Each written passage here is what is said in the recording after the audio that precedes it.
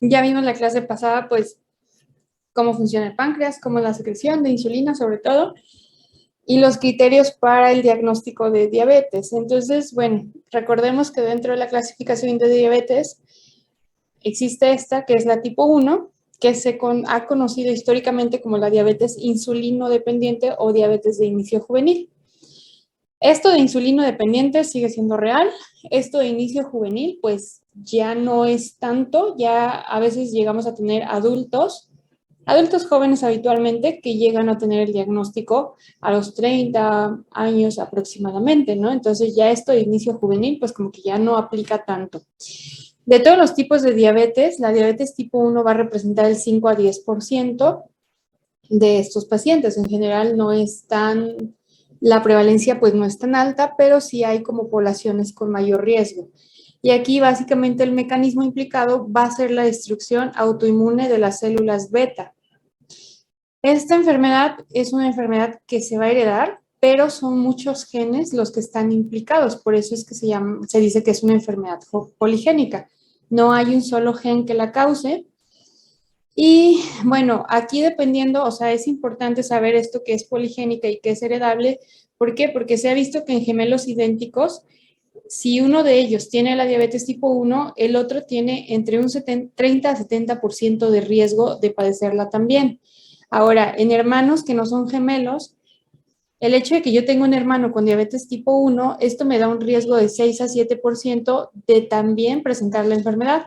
Ahora, si tengo un papá, ya sea mamá o papá, con la enfermedad, yo tengo un riesgo desde 1 a 9% de padecer la enfermedad. Entonces, de ahí, pues que, bueno, sabemos entonces que es heredable y que es poligénica. Esta, pues se ha visto que ha habido un aumento en la incidencia. Esta incidencia ha aumentado entre 2 a 3 por año, quizás porque no tanto a lo mejor que existan más casos o algo, sino que quizás ya estamos o tenemos los medios para poder clasificar mejor al paciente y decir desde el inicio si es un tipo 1, tipo 2 o algún otro tipo, ¿no? Pero sí se ha visto que ha habido un incremento en su incidencia y por lo tanto en la prevalencia. Más o menos estos niños tienen un pico de incidencia desde los 10 y 14 años de edad. Sin embargo, como que un pico se ve antes, aproximadamente a los 6 años, ¿no? De presentación. Lo que se ha visto es que es más común en hombres y obviamente en niños.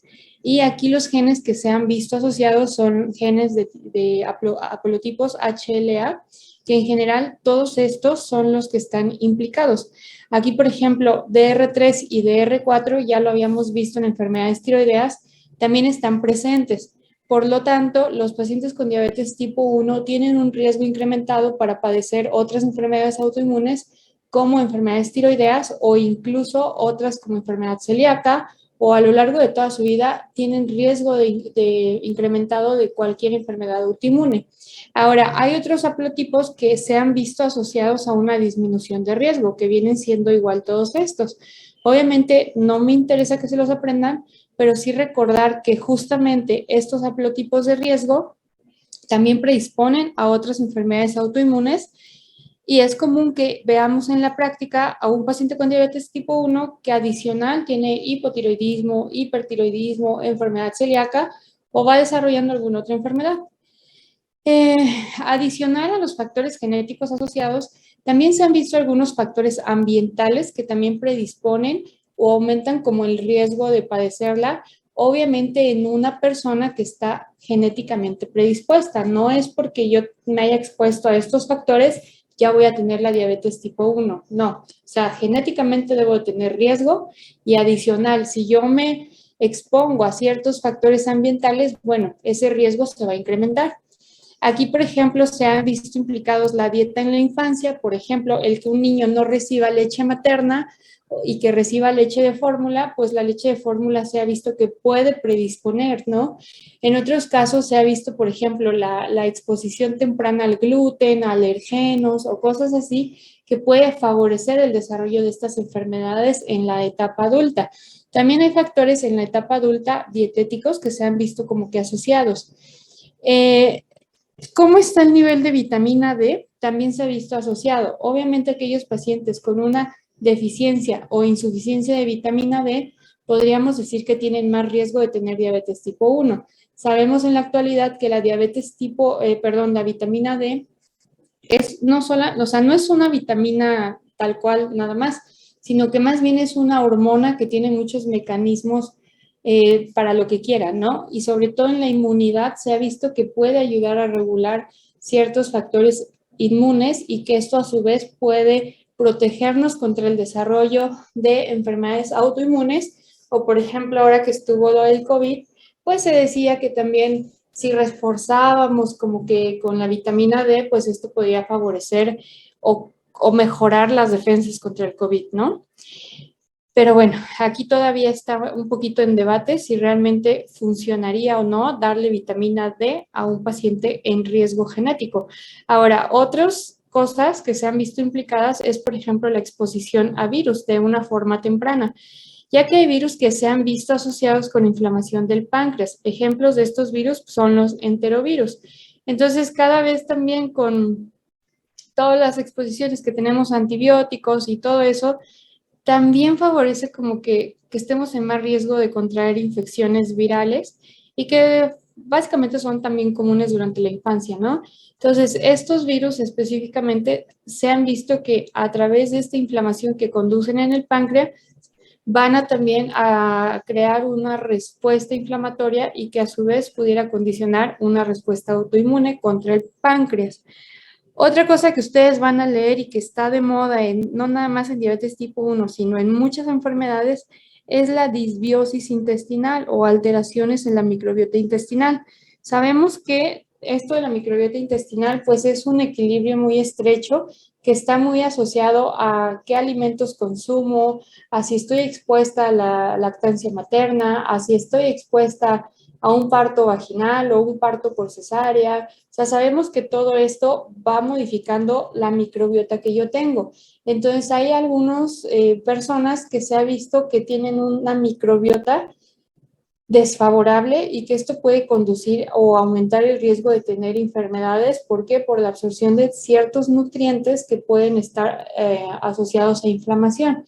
Entonces, bueno, no hay como tal un bicho dentro de la microbiota intestinal que se haya identificado como causante o factor de riesgo, pero en sí se sabe que toda esta alteración de la microbiota pues puede favorecer el riesgo en un paciente que ya tiene predisposición genética. Entonces, aquí acuérdense, para cualquier enfermedad autoinmune, debo de tener ya un factor de riesgo genético y eso asociado a la exposición a ciertos factores ambientales. Por ese motivo es que también no todos los pacientes que tienen factor genético desarrollan la enfermedad, ¿no? Porque muchas veces no tenemos como que este factor ambiental que va a ser el estímulo. Ahora, toda esta autoinmunidad que se va a producir, pues finalmente nos va a llevar a la formación de anticuerpos. De los anticuerpos que se han descrito en diabetes tipo 1, tenemos estos 5. Los ICA, que son los anticuerpos contra los islotes pancreáticos, los GADA, que son los anticuerpos contra la descarboxilasa ácida de glutamato, los MIAA, que vienen siendo los anticuerpos contra microinsulina, los IA2, que vienen siendo los anticuerpos contra el dedo de zinc, perdón, estos son los de contra antígeno insulinoma y estos anti-ZNT8 son contra el dedo de zinc. Entonces, todos estos anticuerpos, o más bien el antígeno al que van dirigidos, tiene alguna función específica en la secreción o en la expresión de estas células beta. Por eso es que son anticuerpos específicos para la diabetes tipo 1. Ahora vemos acá cuál es la sensibilidad que tiene cada uno de estos anticuerpos. Vemos en realidad que la sensibilidad casi de ninguno es muy alta. En general, todos rondan, vean que entre 60 y 70%, y solamente este que es contra los de microinsulina tienen como que la más alta sensibilidad. Entonces, por sí mismo, uno puede no ser factor decisivo para el desarrollo de diabetes tipo 1. Pero, por ejemplo, aquí se ha visto que el riesgo de tener o de desarrollar la diabetes pues va a aumentar según el número de anticuerpos positivos. Entonces, por ejemplo, vean que si yo tengo 2 o más de los anticuerpos que ya mencioné, tengo un riesgo de 39% y 68% de desarrollar diabetes entre 3 a 5 años posterior a que identifico estos anticuerpos. Ahora, si yo tengo 3 anticuerpos, vean que en algunos estudios el riesgo de desarrollo de diabetes es de más del 90%. Entonces, en sí no tenemos una indicación estricta para hacer la búsqueda de estos anticuerpos, pero si por alguna causa yo los mido y encuentro que mi paciente tiene 3 de todos estos o incluso tuviera los 5, pues casi tiene un 100% del desarrollar diabetes en los próximos 5 años. Ahora, ¿qué es lo que va a pasar aquí? En todas las enfermedades autoinmunes hay una pérdida de tolerancia hacia las proteínas que son normales. Entonces, estas proteínas se van a comportar como antígenos, los cuales van a ser reconocidos por las células presentadoras de antígenos.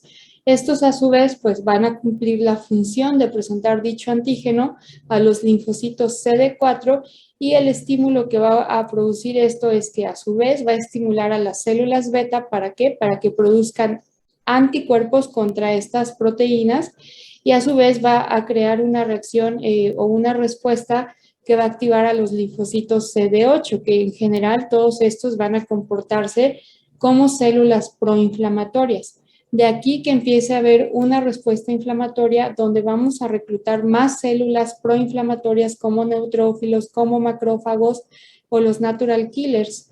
Y todo esto a su vez nos va a llevar a la producción de citocinas proinflamatorias, conllevando a su vez a un estado inflamatorio en la célula beta y una destrucción de esta.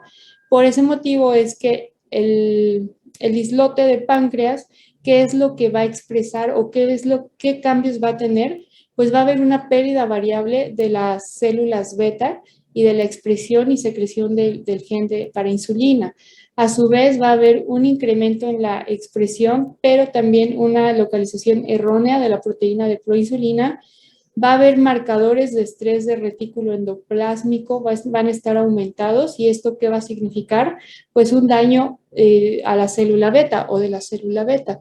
Va a haber una sobreexpresión del complejo mayor de histocompatibilidad y va a haber una insulitis de una distribución y severidad variables, dependiendo como que en qué fase estoy encontrando a mi paciente, ¿no? Por otro lado, aunque esto ocurre como tal en los islotes, pero la parte exócrina del páncreas no está como exenta de estos cambios y todo esto al final del día nos va a llevar a una disminución del volumen pancreático, va a haber una atrofia del tejido exócrino y puede conllevar a largo plazo a una pérdida de la función exócrina del páncreas. Entonces, imagínense, van a tener un paciente diabético tipo 1 que además tiene perdida esta función exócrina, por lo tanto, ¿qué van a tener? Pues un paciente que va a estar con diarrea y que va a tener mala absorción. En los células, en otras células, sobre todo células de soporte, que no son como tal endocrinas, va a haber alteraciones en la vasculatura, va a haber una pérdida de la inervación del islote y va a haber como a su vez una deposición de proteínas o tejido anormal en la matriz como extracelular. Entonces, todo esto va a llevar o va a conducir a que el páncreas, por así decirlo, se vuelva como un páncreas fibrótico, ¿no? Entonces, todos esos cambios van a ocurrir secundarios a toda esta inflamación que está teniendo. Ahora, no, los pacientes todo esto lo van a desarrollar en un periodo de tiempo, ¿no? O sea, puede ser variable y también les comentaba dependiendo cuántos anticuerpos están presentes. Para esto se ha descrito la historia natural de la diabetes tipo 1 a través de este modelo de Eisenberg, pues que este es un autor que se dedicó a estudiar esto. ¿Y qué es lo que vemos aquí? Que, o sea, la diabetes se va a desarrollar en muchos años, pero obviamente tiene que haber predisposición genética para esto, ¿no? Vemos aquí que, por ejemplo, puede haber algunos factores intrauterinos que desde ese momento pueden precipitar el desarrollo de diabetes, no en ese momento ni cuando nazca, pero sí en un futuro, ¿no? Y obviamente tiene que haber esta predisposición genética. Entonces, en esta fase, digamos que es un paciente que simplemente va a tener esta predisposición genética. Una vez que se encuentra con un evento estimulante, un trigger o como le quieran llamar, A partir de aquí, entonces, vamos a empezar a tener alteraciones inmunológicas, como cuáles, como la presencia de anticuerpos. En estos pacientes, vean que en esta etapa, justamente, esta presencia de anticuerpos simplemente significa eso o simplemente estoy teniendo eso. En ese momento el paciente habitualmente tiene una secreción normal de insulina y por lo tanto una concentración normal de insulina.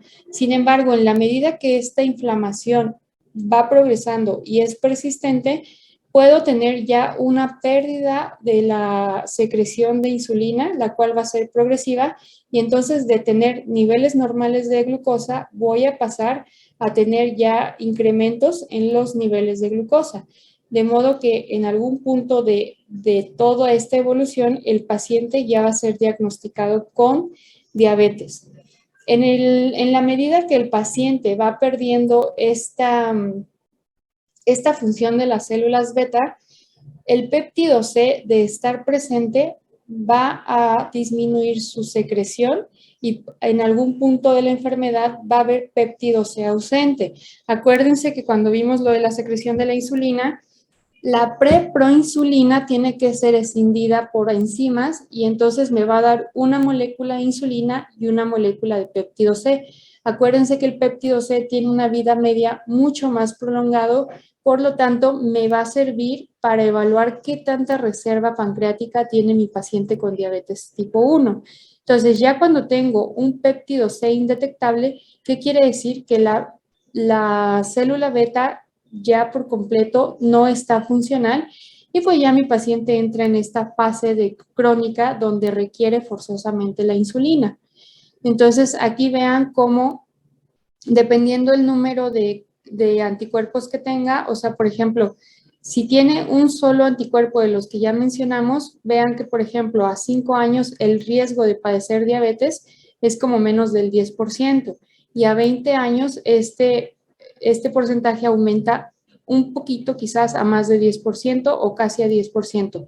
Pero vean, por ejemplo, el que tiene 3 anticuerpos, vean cómo a los 5 años de que se detectaron esos anticuerpos tiene casi 30% de riesgo de tener diabetes.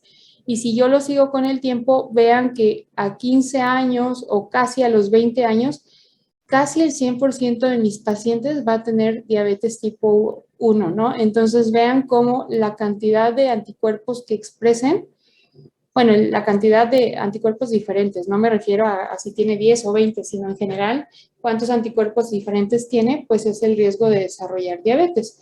Y aquí nuevamente vienen los estadios de Eisenberg, que decíamos, el paciente que tiene riesgo genético se encuentra con un factor estimulante que habitualmente es ambiental, lo que estimula el sistema inmune y va a crear una respuesta inmune, entonces voy a encontrar los anticuerpos y de tener niveles de glucosa normal voy a pasar a alteraciones y finalmente a un diagnóstico clínico de diabetes tipo 1 y a una diabetes de larga evolución. Estos pacientes, bueno,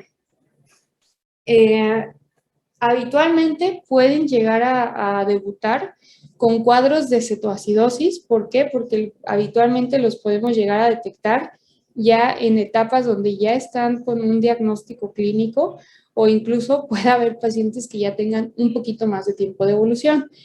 Ahora, si hay algún factor que pueda exacerbar esta hiperglucemia, el paciente puede presentarse o debutar con la cetoacidosis, que sería una complicación aguda.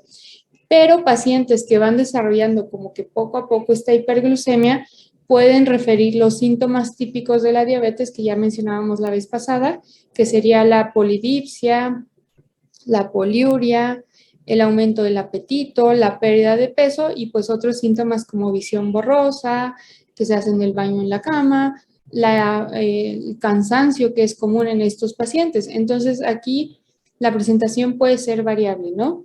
Ahora, si recordamos la diapositiva donde decíamos que el que tenga un papá diabético tipo 1, mi riesgo es hasta del 9%, como tampoco no es un riesgo tan alto, no se justifica que si yo tengo diabetes tipo 1 y tengo un hijo, forzosamente le tenga que hacer los anticuerpos como para la búsqueda de esto. No está indicado hacer este tamizaje pero bueno, por el antecedente, a lo mejor es más indicado que el niño tenga revisiones periódicas para ver que todo esté bien y que no desarrolle como diabetes, ¿no?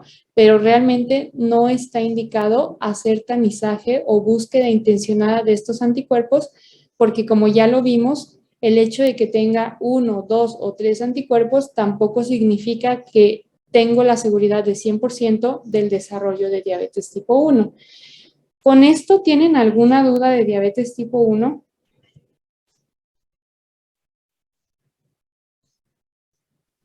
No, doctor.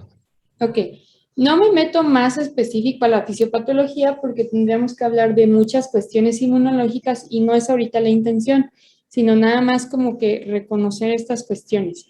Ahora, lo que ahorita me interesa más es sobre todo la diabetes tipo 2. ¿Por qué? Porque es la forma más prevalente de diabetes, es la que más comúnmente vamos a tratar como médicos generales, internistas, endocrinólogos o cualquier especialidad que ustedes quieran.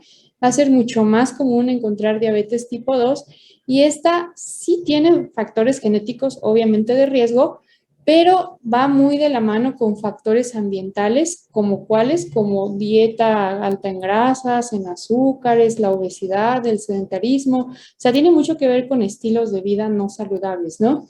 Entonces, a diferencia de la tipo 1, pues esta se le ha conocido como no insulino dependiente, que obviamente lo pongo entre comillas porque muchos pacientes con diabetes tipo 2 en algún punto de la evolución van a requerir la insulina ya de manera indefinida, ¿no? Y a diferencia de la tipo 1 y de los otros tipos de diabetes, la tipo 2 va a representar entre un 90 a 95% de todas las formas de diabetes existentes. Y en este caso, a diferencia del tipo 1, donde hay una destrucción autoinmune de la célula beta y por lo tanto una deficiencia absoluta, en estos pacientes habitualmente tienen inicialmente una deficiencia relativa de insulina, pero que va acompañada de resistencia periférica a la misma. Entonces, pareciera que la diabetes tipo 2 pudiera ser muy fácil, así de, pues un paciente obeso, pues desarrolla resistencia y se hace diabético, pues sí. Pero no, la realidad es que vamos a ir viendo que son muchos factores los que van a influir en la fisiopatología y que hoy en día se han intentado como describir estos factores según como la causa principal o como un punto específico de la fisiopatología y de acuerdo a esto ya podemos dar terapias más adecuadas de acuerdo a esa fisiopatología.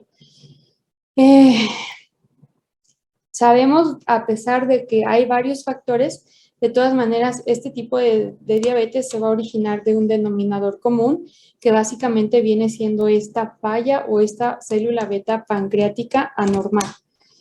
Pero aquí vamos a ver que interactúan varios factores. Entonces, en la historia natural de la diabetes tipo 2 específicamente, habitualmente vamos a tener varios factores. Uno, de estado de resistencia a la insulina, que habitualmente puede estar más presente en pacientes obesos, pero también tenemos pacientes completamente delgados que también tienen algún estado de resistencia, ya sea porque es genéticamente predispuesto. Si a estas dos cosas yo le sumo que hay un sedentarismo y una dieta no saludable, y a esto yo le sumo también que tengo factores genéticos ahí que me van a predisponer, pues lo que voy a hacer es que haya una falla de esta célula beta y finalmente nos conlleve a la progresión o al desarrollo de la diabetes. Entonces, aquí, por ejemplo, a diferencia de los pacientes con tipo 1, donde tiene que ver la presencia de anticuerpos y todo eso, aquí no, aquí más bien se ha visto que estos pacientes que son diabéticos tipo 2, antes de ser diabéticos, primero pueden llegar a tener alteraciones en la glucosa de ayuno y que en la medida que estos progresan pueden tener ya alteraciones en la tolerancia y finalmente, si yo no hago una intervención, pues el paciente va a evolucionar o a progresar a una diabetes ya manifiesta. Entonces, de esto se han hecho como que muchos estudios, pero por ejemplo, vean cosas aquí interesantes, que por ejemplo, el paciente que es obeso, se asocia con una disminución del 29% en la sensibilidad, o sea, aunque no haya ya alteraciones en la glucosa, pero vemos que ya estoy teniendo resistencia a la insulina a nivel periférico o hepático. Y por ejemplo, si esto, les digo, si esto sigue progresando, pues entonces estos pacientes que tienen una tolerancia normal a la glucosa progresan de todas maneras a una intolerancia en 28% de estos casos. Y si sigo sin hacer ninguna intervención, pues muchos de estos van a progresar a la diabetes, ¿no? Entonces, dentro de la fisiopatología, actualmente, bueno, se habían descrito hace algunos años 8 componentes en la fisiopatología. Sin embargo, como ahorita vamos a revisar, ya se sabe que ya no son solo 8, sino que pudieran ser 12 o 13 o más factores los que están implicados en el desarrollo de la diabetes tipo 2. Entonces, el primero de estos va a ser el defecto de la célula beta, que va a estar dado por varios factores, ¿no? O sea, ninguna célula se permanece en un estado, digamos, basal, sino más bien todas las células están en un estado de constante cambio. Y es lo mismo que puede pasar tanto en célula beta como en otras células del organismo. Este cambio dinámico, ¿en qué va a consistir? En que puede haber regeneración con apoptosis simultánea. Cuando este equilibrio se rompe o hay un desequilibrio por la causa que sea, puede predominar entonces la apoptosis y no la regeneración. Entonces, el que haya mayor apoptosis sin regeneración, pues finalmente va a conllevar a una falla en la función y pues lo que vamos a ir viendo. En la diabetes tipo 2 o en la célula beta, este equilibrio entre regeneración y apoptosis, como vamos a ir viendo, va a estar dado, o sea, es por múltiples factores. Por lo tanto, el desequilibrio no solamente depende de una cosa, sino de varias, ¿no? Entonces, ¿qué se ha visto en estos pacientes? Nos conectamos otra vez que ya se va a terminar el tiempo.